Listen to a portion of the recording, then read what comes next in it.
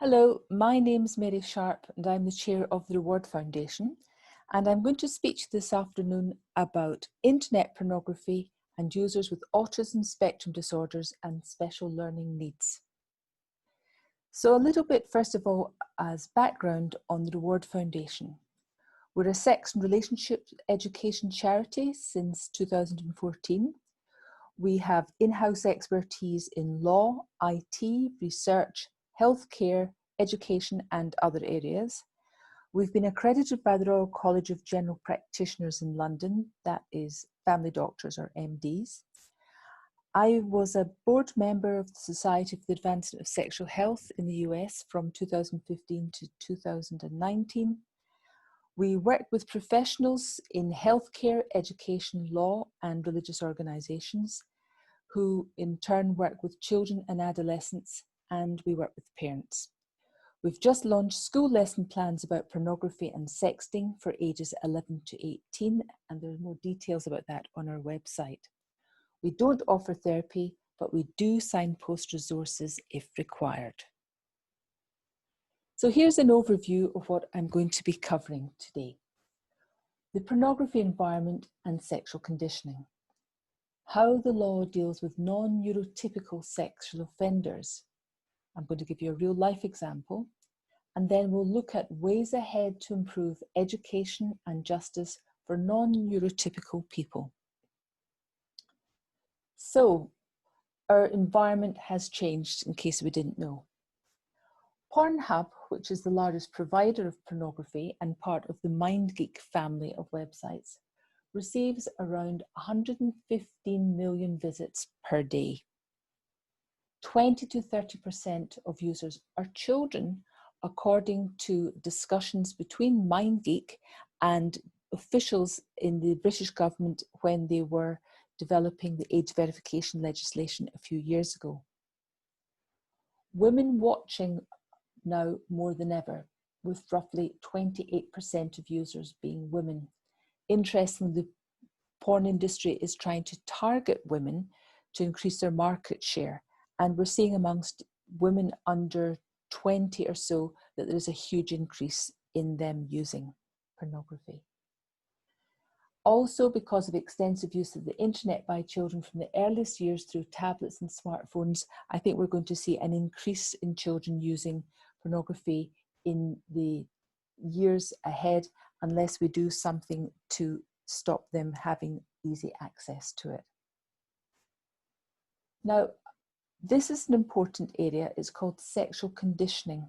And I should just say, if you're interested in what sexual conditioning is or how pornography impacts the adolescent brain, I'm going to be doing a talk on that very subject, internet pornography and the adolescent brain, for this summit at another part of the program. So what is sexual conditioning? It's basically binging on pornography can drive a user to more extreme material in search of previous levels of arousal. The powerful association between screen-based sexual stimulation and physical arousal can lead to less interest in sexual relationships in real life, less satisfaction from real sex, and erectile dysfunction in some. And the erectile dysfunction is a real problem because it can drive users to looking at more extreme material, including child abuse material. Now, this whole process is called sexual conditioning. And some people can't stop using online pornography without professional help. Now, the problem too with users with autism spectrum disorders and special learning needs is that there sometimes can be a misdiagnosis of what they actually have. According to child psychiatrist Dr. Dunkley, she says that 80% of the children I see don't have the mental health issues they have been diagnosed with and medicated for. They have electronic screen syndrome. And she explains this in much better detail in her excellent book, Reset Your Child's Brain, a 4-week plan to end meltdowns, raise grades, and boost social skills by reversing the effects of electronic screen time. Now, while she doesn't speak specifically about pornography, it is included in the internet activities that she discusses. She basically says you have to remove excess screen use to reveal if a child does have a true neurodevelopmental condition or electronic screen syndrome instead. Because kids who are wired and tired can mimic the symptoms of attention deficit hyperactivity disorder or even autism spectrum disorders. So attention deficit hyperactivity disorder, it's one of the most common neurodevelopmental disorders of childhood, and is sometimes referred to as attention deficit disorder. And a child with ADHD might daydream a lot, forget or lose things a lot, squirm and fidget, talk too much, make careless mistakes or take unnecessary risks, have a hard time resisting temptation, have trouble taking turns, and having difficulty getting along with others. Looking now at autism spectrum disorder. Autism spectrum disorder, ASD, is an early onset, pervasive and lifelong neurodevelopmental disorder that is characterized by impairments in social communication and repetitive, restricted behavior and patterns and atypical response to sensory stimuli. That's from the DSM-5 that came out in 2013. Now, some autistic people also have learning disabilities or mental health issues or other conditions. And this is why it can be difficult for healthcare practitioners sometimes to decide whether somebody genuinely has a condition that's present from birth or a mental health disorder or an internet activity gone to excess. But let's look at a little more detail of the characteristics of autism spectrum disorder. And going forward, I'm going to be speaking much more about autism spectrum disorders in this talk. So the first of the two core characteristics are persistent deficits in social interaction and social communication. Now, this might be demonstrated as a failure to understand and appreciate proper socially expected behaviour and mores. Often kids with autism spectrum disorders act strangely. Other kids consider them a bit weird. They don't pick up the normal social cues that other kids would normally assimilate as they go along. They often have pedantic and monotonic speech, yet no clinically significant delay in language, but they're not very good at turn-taking. And they often just talk non-stop and they'll talk over somebody. They often display poor eye contact, and this is apparently related to this problem with stimuli. They find it too intensive to look somebody in the eye, just like they have problems with too much noise or too much light in an environment. The second core characteristic is restricted repetitive patterns of behaviour or interests or activities. They often have intense absorption in circumscribed topics. For instance, the internet, particularly things like gaming and pornography. Now, kids who are not getting on well with other kids find it difficult to find people to fancy or who might fancy them in return. So they tend to find their tribe more easily online. They usually have no clinically significant delay in cognitive development, and people with high functioning Asperger's syndrome are usually very clever and they come across as very clever, but in fact they often have little or no contextual understanding of words or situations. So people can think they're just so clever because they can use such big words or have intense knowledge and memory recall of specific subjects, but actually they don't always understand what they're talking about, or more importantly, they don't understand the context. Now, across individuals, impairment of the two core areas differs regarding symptoms and severity of symptoms. Now, there's a very good website and a program developed in the United States called the Autism and Developmental Disabilities Monitoring Network. and they have a whole load of facts about ASD, and I'll just point out some of them here. But if you're interested in looking at what they're doing, they are trying to work out how many people in the USA potentially have autism or are on the spectrum. So they say about 1 in 54 or 1.85% of children have been identified with ASD in 2016. And that's based on tracking in multiple areas of the United States. But in fact, the true prevalence of ASD in the population is unknown. It occurs amongst all racial, ethnic, and socio-economic groups. Boys are 4 to 5 times more likely to be identified with ASD than girls, and it's often called, in fact, extreme male brain syndrome. And I'll talk a little bit about that in a moment. Almost half of children with ASD have average or above average intellectual ability. And that's higher than a decade ago when it was a third. And that mirrors intellectual development across the spectrum. So they're no different from other kids in that respect. Now, work has been done by a world-leading authority on autism called Professor Simon Baron-Cohen at the University of Cambridge, and he developed this idea of the extreme male brain theory. Now, what he says is that it's often been misunderstood as suggesting that autistic people lack empathy, but this is not the case. They tend to have lower scores on empathy, like reflect, difficulty primarily with cognitive empathy or theory of mind. This is the ability to stand in someone else's shoes and understand how they're thinking. They're not good at that. They're not good at recognizing emotional expression in other people's faces. And this is actually a problem when they try to get involved in relationships, or they look online and they see pornography and they don't realize that somebody is perhaps in pain or is not enjoying what's happening to them. They have great difficulty understanding or recognizing emotions in other people's faces.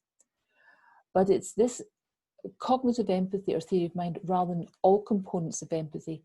Experiential studies suggest that affective empathy is intact in autism. When it's pointed out that somebody's in pain or is not enjoying something, people on the autistic spectrum can, of course, feel empathy and can feel sorry and bad. So individuals with psychopathic or antisocial personality disorders, by contrast, show opposite disassociation. They show intact cognitive empathy, but impaired affective empathy. They don't care about other people, but they're perfectly clear about what they're doing. The conclusion of that is that individuals with psychopathic or antisocial personality disorders and autism disordered individuals are mirror opposites. And it's important that people understand this, that just because somebody thinks and acts differently doesn't mean to say that they're psychopaths. They just think differently. Now, in this paper by Mark Mahoney from 2009 called Asperger's Syndrome and the Criminal Law, the Special Case of Child Pornography, and it's an analysis from the American legal perspective. He says at page 35, Asperger's Syndrome and Sexuality. Researchers have found that Asperger's Syndrome teens typically delayed 5 years in their sexual and social emotional maturity, but right on schedule with puberty. They often engage in behaviour perceived to be inappropriate because of their social skills deficits. And this is going to be important later when we look at a real case. Now, one of the problems is that the laws are designed for neurotypical people, not for non-neurotypical people. So people with autism, attention deficit hyperactivity disorder, or special learning needs are only taken into account by the justice system if they have been formally assessed.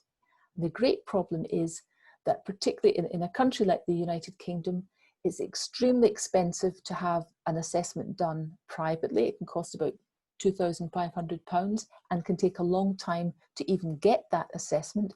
And it can take a year or even a couple of years to be assessed on the National Health Service. So there are a lot of people out there who have problems and are not being assessed. And this can be a difficulty later if they have been caught offending. Now, adolescents who display harmful sexual behaviour, so learning disability and ASD, are overrepresented in the statistics of adolescents who display this harmful sexual behaviour. It's reckoned about a third of cases. And it includes possession of indecent images of children.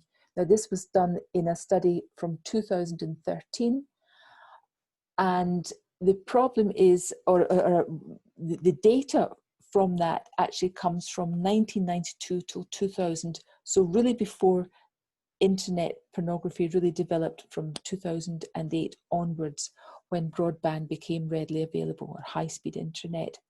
But what is interesting is that even before the internet, it was adolescents who had these special learning disabilities, or ASD, who were displaying harmful sexual behaviour. Now, I can say that it's only likely to be much worse today, because if you have an underlying condition, then excess use of the internet can exacerbate these conditions.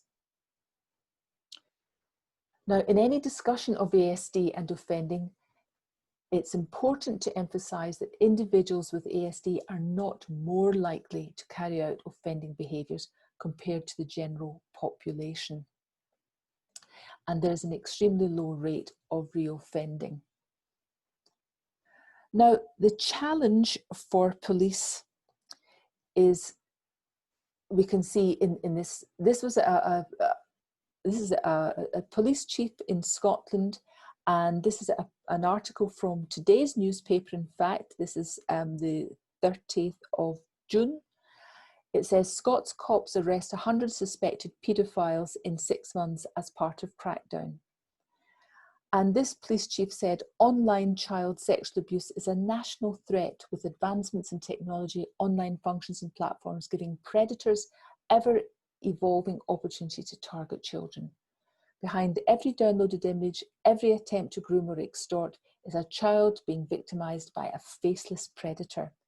Now, this shows a misunderstanding, because not all people who view child imagery are predators, because within the law, no distinction is made between contact and non-contact offenders. They're all treated as if they're paedophiles.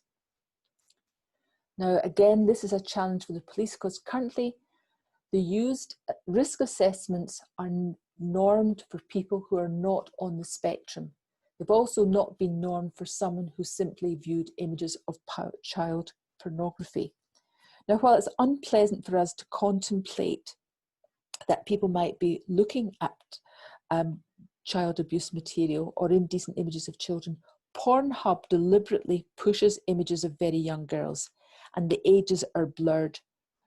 And they don't care about its impact, nor what its risks might be for people with impairments, cognitive impairments, or who are on the spectrum.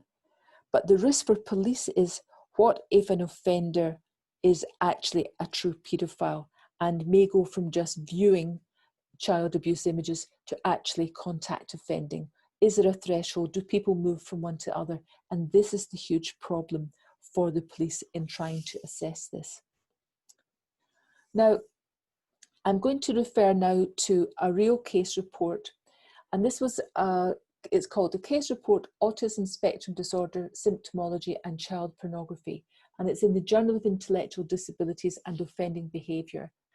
It was done by Claire Sarah Alley, and she believes this is the first detailed case study which explores the contributory role of ASD symptomology in the viewing of indecent images of children in the academic peer-reviewed literature.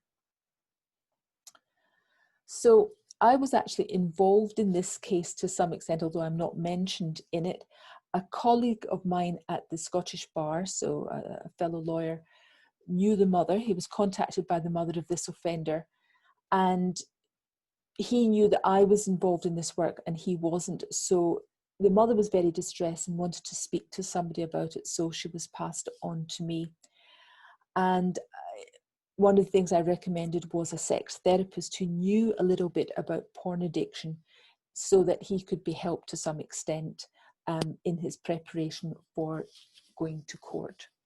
Now, this is a young man, we'll call him PJ, aged 30 when he was charged, middle class, no previous convictions, and had a job in IT. He was charged and found guilty of downloading indecent images of children. He didn't produce or share any content. It was a strictly non-contact offence. He's socially anxious and is scared, in fact, of children, he says, and he works night shifts as a result. Just to remind you, within the law, there is no distinction made between contact and non-contact offences. Now, the therapist prepared a report on his behalf for the criminal justice social worker before sentencing, referring to the possibility that he might be on the spectrum. However, the report by the criminal justice social worker for the court made no reference to that fact and stated that he had no empathy. That's what she had found in her interviews with him. But PJ later admitted he didn't understand certain words that were used. For instance, he was asked the legal meaning of disclaimer on a website, and he thought it was a guarantee that teens on the legal site were 18 or over. But there was no protective adult with him in those interviews to be able to help explain or to help him understand what that might mean, or to realise that it was a misunderstanding all round. He has a tendency to collect entire series of content, irrespective of whether it interests him or not. This is a typical autism spectrum disorder characteristic. He was first exposed to indecent images of children at the age of 12 when he was at school, and he became fixated on such images when of similar age to those in the images. Now, the adverse childhood experiences list doesn't include exposure to hardcore pornography at an early age, but we wonder if in fact it should be and what impact this might have had. We do know from research that the earlier children are exposed to this material, the more likely they are to escalate to more extreme material over time. Now, the lawyer advised him to say no comment to the police, and that angered the police, even although it was actually protective, because quite often, because of this emotional deficit, this emotional immaturity, people on the spectrum want to please others. And this, in fact, could have been problematic in dealing with the police.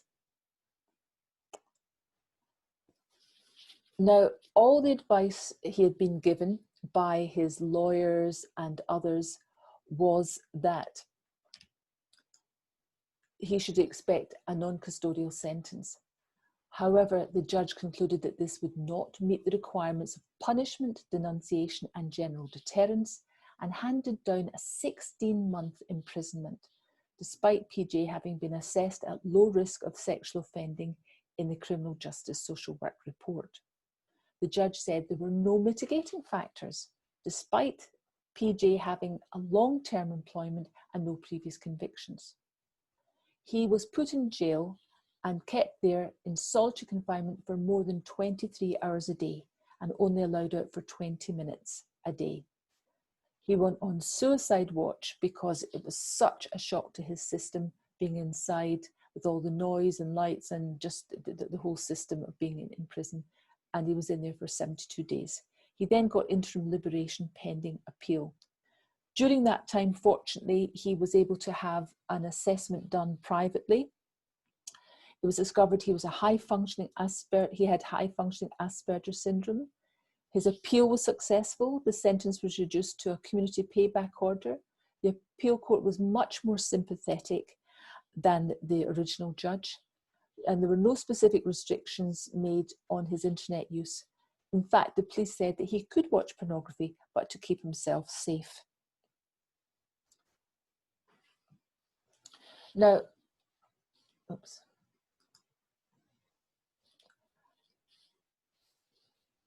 Following his first appointment with the criminal justice social workers after he had come out of prison, PJ received a standard visit from police, the offender management unit, and they reviewed all his browsing history.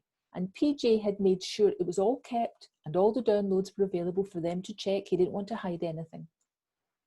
It didn't help, in fact, that his therapist said he could watch porn to help his depression, but suggested he reduce the time he engaged with this activity slowly.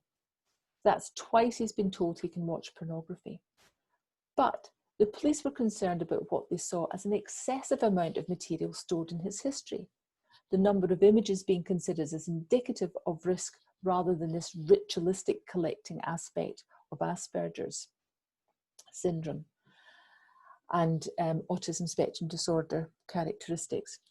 And they asked questions about the age of individuals and the few files he had downloaded from what he assumed were legal sites. The police then seized all his electronic devices, which he found really distressing, in order to have them examined forensically, and they brought him to the station to be interviewed. He was told he was at risk of being charged again, and he had extremely high levels of stress and anxiety as a result of that, and there was a loss of trust within his family. It was 1 year before the forensic report came through, saying that they had found nothing illegal and therefore that no charges would be preferred. So he was also not able to have a job, and he was barred from university where he wanted to do a master's degree and help improve his chances of getting a job again. The whole thing's had a huge impact on his family. There's been an astronomical increase in insurance premiums at his parents' house and on their car. His father had a heart attack and wants to retire but can't afford to because they're having to support their son who can't now work. So let's look at ways ahead. In terms of education for pupils, there's almost no preventative education for non-neurotypical young people who are regarded as asexual. And there's no porn risk awareness either.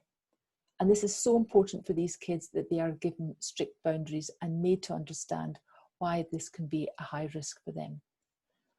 The criminal justice officials, they badly need education. The criminal justice social workers, the police, lawyers, and of course, judges. Within the family, families need to learn about porn addiction too, particularly if they suspect their child might be on the spectrum. If they do suspect it, try to have them assessed and also try to prioritize non-internet hobbies for them. A lot of parents who see that their kids are particularly interested in the internet and are a bit awkward around other people think it's great that they've found their niche, but actually it's rife with problems for them. According to Murphy, his paper in 2010, protective factors in individuals with ASD with relation to offending behaviour include an immediate environment which is structured and unambiguous. And for therapists, they must recognise the reality of porn addiction and help offenders quit porn as a priority to reduce the risk of reoffending, because that could have turned out to be much worse for our subject PJ if he had used even more pornography than he did. This is an excellent book. We recommend Your Brain on Porn. It's written by a former science teacher and is one of the best easily accessed books that explains the science in a very simple way and has lots of recovery stories and tips on how to quit porn. So in conclusion, internet porn is potentially addictive, especially for adolescents. Education about the reward system is key, especially for parents and children. Teach life skills, including interpersonal communication, to reduce internet usage. Provide mindfulness and time in nature. And people with ASD and other learning difficulties can learn rules and strategies, but particularly people on the autistic spectrum can learn rules and strategies that will protect them from the risk of sexual offending. Thank you for your attention. Please check out our website or Twitter if you'd like to follow us and see what we're saying about these matters. Thank you.